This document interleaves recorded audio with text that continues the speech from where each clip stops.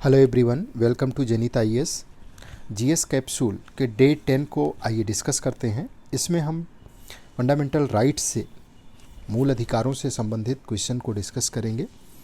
First question है, state को article जो 12 में परिभाषित किया गया है उसमें कौन कौन शामिल है? संसद, राज्य विधानमंडल, केंद्र सरकार, राज्य सरकार, स्थानीय अन्य प्राधिकरण, उपरोक्त सभी। आपका आंसर होगा डी, उपरोक्त सभी। इसमें सोसाइटीज़ भी शामिल हैं। अजय हाशिया केस 1981 का, ये आपको ध्यान रखना है। बाकी भारत सरकार के नियंत्रण में आने वाले सभी स्थानीय प्राधिकरण, संसद, विधानमंडल, भारत सरकार, राज्य सरकार और इनके द्वारा जो मान्यता प्राप्त इंस्टीट्यूशन है वो भी सब स्टेट में शामिल होते हैं। आर्टिकल 13 ये किससे संबंधित है? तो मूल अधिकारों से असंगत या उसका अल्पीकरण करने वाली विधियां शून्य होंगी, यानी मौलिक अधिकारों के विपरीत कानूनों की अमान्यता। जो मूल अधिकार का ये प्रहरी है, आर्टिकल नंबर 13, ये न्यायिक समीक्षा की बात करता है, जुडिशियल रिव्यू की बात करता है। कहता है कि मूल अधिकारों से असंगत या विरोधी कोई भी कानून जो कानून बनेगा वो शून्य होगा। ये न्यायपालिका को न्यायिक समीक्षा का आधार भी देता है। आर्टिकल 14 की अगर बात करें तो इसका मुख्य उद्देश्य क्या है? शिक्षा का अधिकार, समानता का अधिकार, अभिव्यक्ति की स्वतंत्रता, जीवन का अधिकार। तो ये समानता का अधिकार, विधि के समक्ष समता की बात करता है। इसमें दो कॉन्सेप्ट हैं, एक तो इक्वलिटी बिफोर लॉ, दूसरा इक्वल प्रोटेक्शन ऑफ लॉ, जो मिलकर के विधिक समानता सुनिश्चित करते हैं और मनमानी राज्य कार्यवाही पर रोक लगाते हैं। इक्वलिटी बिफोर लॉ ये ब्रिटेन से और equal protection of law America से लिया गया है। इक्वलिटी बिफोर लॉ का स्रोत किस देश की विधि परंपरा है? तो ये ब्रिटेन की है। आंसर हो जाएगा ब्रिटेन। ये कॉमन लॉ से प्रेरित एक नकारात्मक अवधारणा है जो कानून से कोई ऊपर नहीं है, ये बताती है। और इक्वल प्रोटेक्शन ऑफ लॉ इसका स्रोत है अमेरिका, और इसमें ये एक सकारात्मक अवधारणा है और ये समान परिस्थिति में समान व्यवहार की बात करती है। आर्टिकल 15 किस आधार पर भेदभाव का निषेध करता है?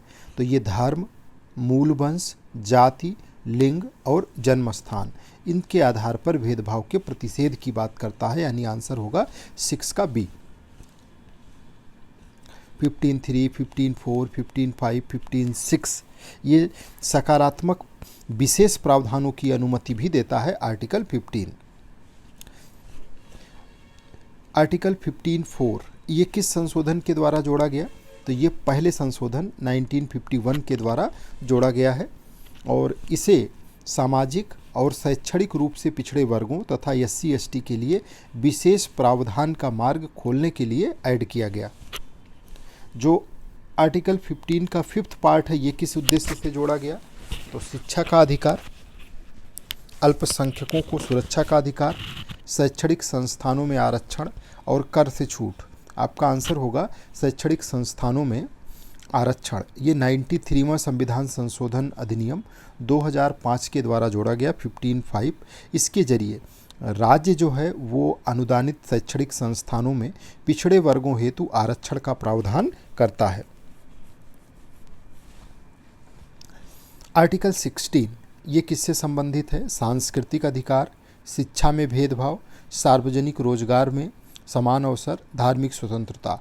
तो 16 कहता है कि लोक नियोजन के विषय में अवसर की समानता होगी। लोक नियोजन के विषय में अवसर की समानता की बात आर्टिकल 16 के द्वारा की जाती है।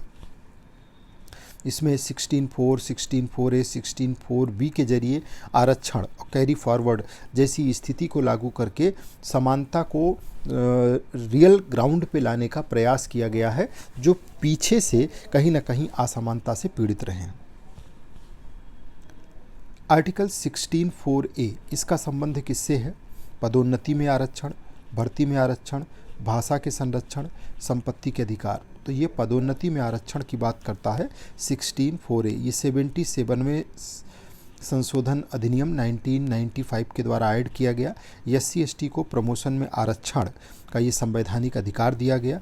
इसके लिए जो केसेज हैं उसमें M नागराज 2006 का केस और एक जनरल सिंह का केस है 2018 का, जो मोस्ट इम्पॉर्टेंट